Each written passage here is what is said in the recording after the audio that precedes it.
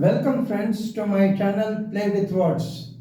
Today I am going to discuss some important sentences of spoken English. आज मैं आपके सामने स्पोकन इंग्लिश का कुछ इम्पोर्टेंट सेंटेंस रख रहा हूँ. आप इसे देखिए, एंजॉय कीजिए, because you know spoken English को एंजॉय ही किया जाता है. हम लोग आपस में बातचीत करते हैं. And when we speak English we start a conversation. जब हम लोग बातचीत करते हैं तो एक कन्वर्सेशन शुरू हो जाता है. और conversation is a two way communication. ये दो टू वे कम्युनिकेशन है. सो नाउ यू सी, आप यहाँ देखें. फर्स्ट सेंटेंस है, I shall say to him I want to marry you. I shall say to him I want to marry you. पहले वाले sentence में एक लड़की कहती है कि मैं उससे कहूंगी कि मैं तुमसे शादी करना चाहती हूँ. Right. I shall say to him I want to marry you. मैं उससे कहूँगी कि मैं तुमसे शादी करना चाहती हूँ. This is a sentence because we have to use it somehow or other. हम लोग को इसको यूज करना ही है कभी न कभी. तो ये एक सेंटेंस आप देखिए. दूसरा है, आई love you from the core of my heart. मैं उसको तहे दिल से प्यार करती हूँ. जब एक बॉयफ्रेंड एक गर्लफ्रेंड से बात हो रहा है, या दो फ्रेंड के बीच बात हो रहा है, या दो लड़की के बीच बात हो रही है, तो वो कहता है कि मैं तुमसे तहे दिल से प्यार करती हूँ. I love you from the core of my heart, या I love you from the bottom of my heart. ये देखिए, I love you from the core of my heart, या हम कहेंगे कि I love you from the bottom of my heart. Okay. तो ये इस तरह से आप देख रहे हैं कि एक ही सेंटेंस को हम दो तरह से कह सकते हैं. नेक्स्ट देखिए, ही प्रपोजेस.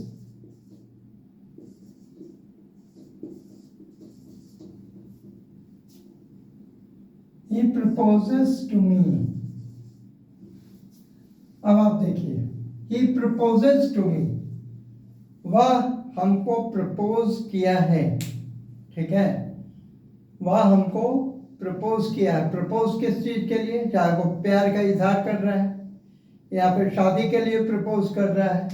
तो he proposes to me. इसको हम दूसरे तरीके से भी लिख सकते हैं.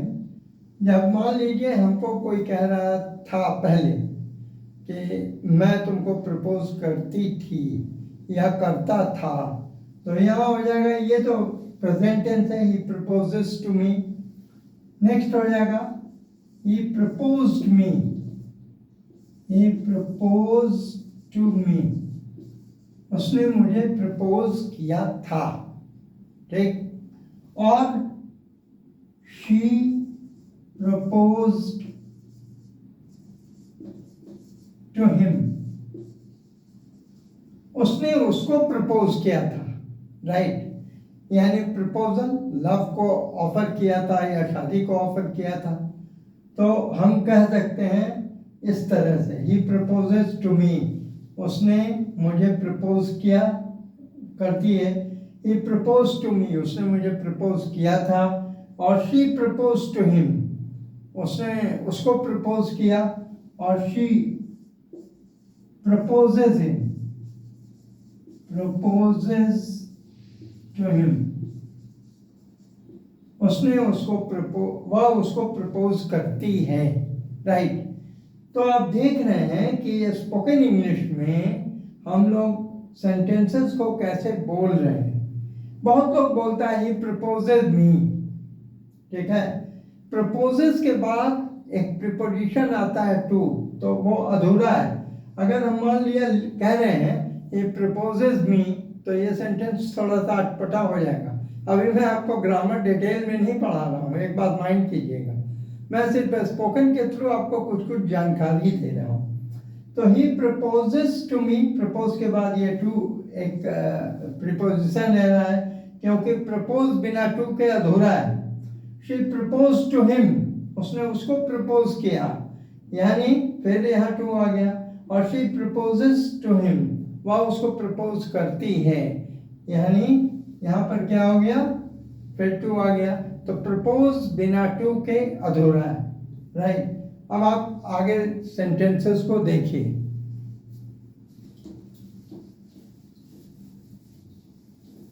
आगे सेंटेंसेस में आपको कुछ कुछ इंटरेस्टिंग चीज दिखाई देंगी, वो मैं आपको बता रहा हूं।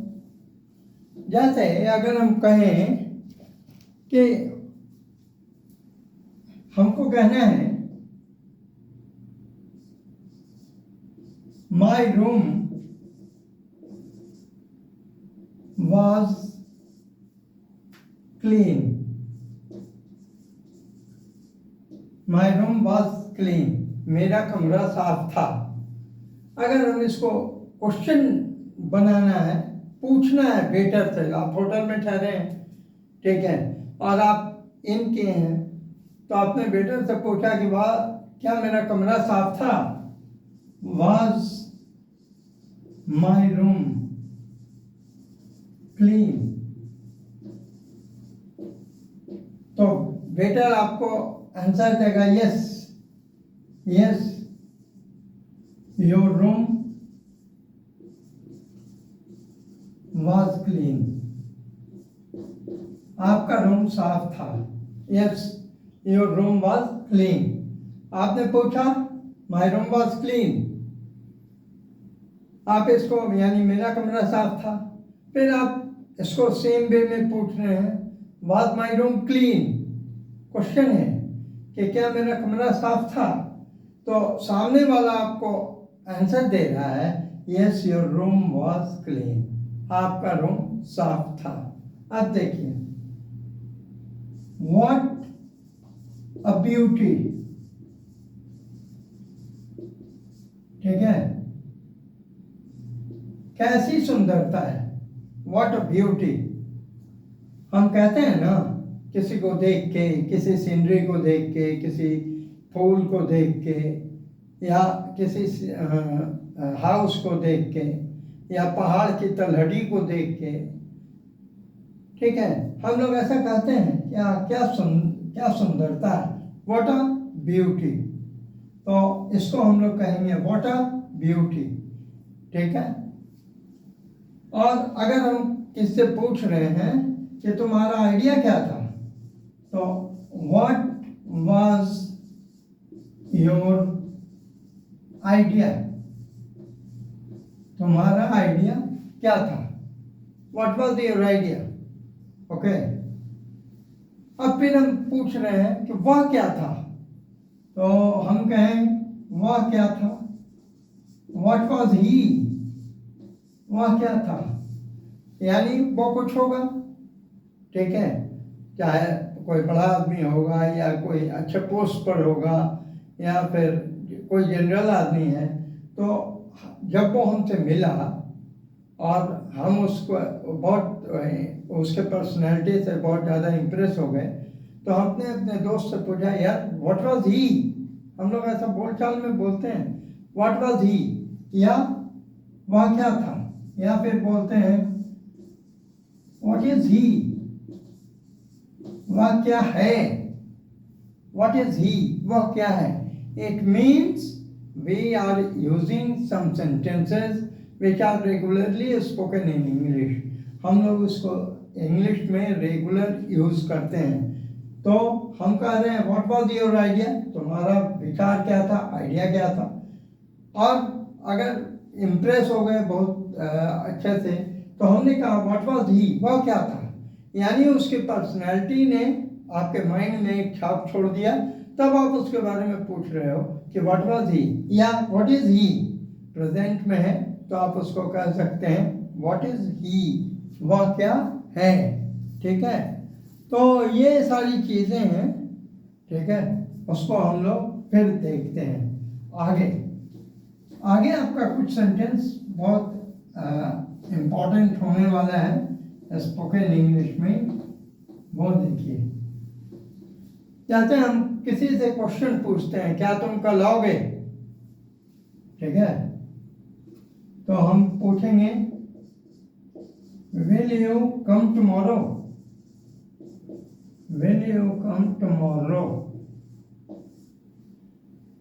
क्या तुम कल आओगे।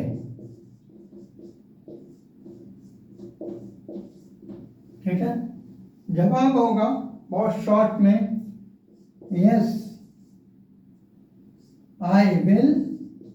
अगर सर्टेनली आना होगा कि नहीं मैं आऊंगा ही, तो यहाँ पर आई विल का यूज होगा। और अगर थोड़ा डाउट होगा, मान लीजिए कि हम कह रहे हैं कि आ भी सकते हैं नहीं भी आ सकते हैं, आएंगे भी या नहीं भी आएंगे, तो हम यहाँ कहेंगे आई शैल। ठीक है, तो यहाँ पर हो जाएगा विल यू कम टुमारो, क्या तुम कल आओगे।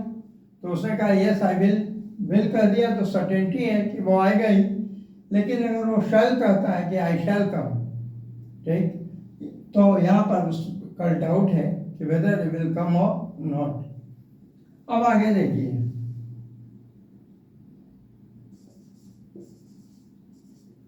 When are you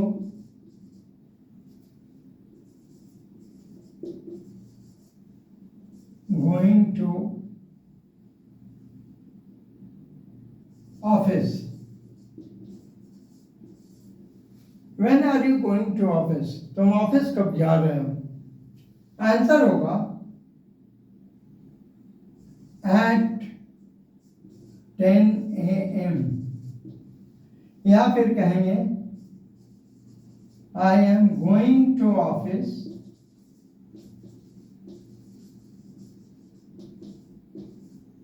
eight 10 AM। यानी आप शॉर्ट में बोल रहे हैं 10 AM, या फिर आप कह रहे हैं I am going to office at 10 AM। तो यहाँ पर I am going to office के जगह आप लिखें टू द ऑफिस, ज्यादा बेटर होगा।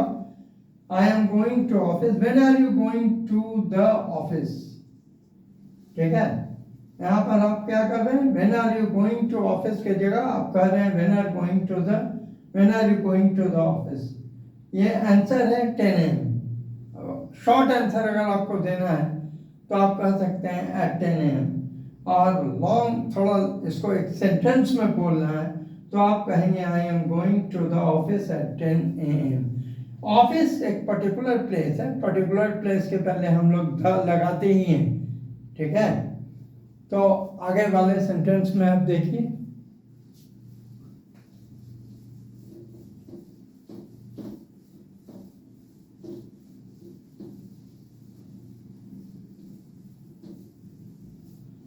टू फ्रेंड्स आर टॉकिंग, दो दोस्त बात कर रहा है। एक पूछा कि भाई वॉकिंग क्या है मॉर्निंग में, तो आप कह रहे हैं यार मॉर्निंग में वॉक करना बहुत अच्छा है, walking is a good exercise. तो वो कह रहा है why do you walk in the morning, why do you walk in the morning, यानी आप सुबह में क्यों टहलते हो, why do you walk in the morning. तो इसका आंसर बहुत सारा होगा। ठीक है, हम कह सकते हैं walking is a good exercise,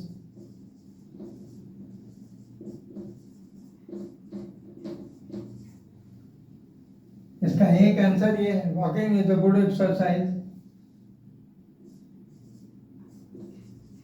in the morning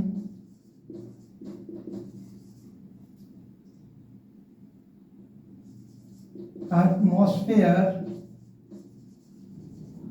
is fresh।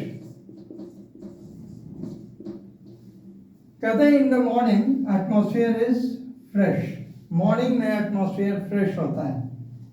It gives fresh air, it gives fresh air, atmosphere में फ्रेश एयर मौजूद होता है। ठीक है, और हम अगर ये नहीं कह के हम कह सकते हैं fresh air is present in the atmosphere. Fresh air is present in the atmosphere. तो ये क्वेश्चन तक देख लीजिए, कैसा क्वेश्चन हो गया? Why do you walk in the morning? आप सुबह में क्यों टहलते हैं? तो मैंने कहा walking is a good exercise, walking एक अच्छा एक्सरसाइज है, ठीक है। उसके बाद मैंने कहा in the morning atmosphere is fresh, morning में एटमॉस्फेयर फ्रेश आता है, इट गिव्स फ्रेश एयर, और fresh air is present in the atmosphere. So I hope you people will enjoy this type of conversation, and in coming days I am going to give you more videos on spoken English. So thank you very much. Like my channel, subscribe it and press the bell icon, because videos हम लोग बहुत मेहनत से बनाते हैं. आपका like और subscribe होना अपेक्षित है, और आपका कमेंट बहुत इम्पोर्टेंट है. आप अपने कमेंट के द्वारा हमें बताएं कि वीडियो कैसा आप लोग को लग रहा है. Okay, thank you.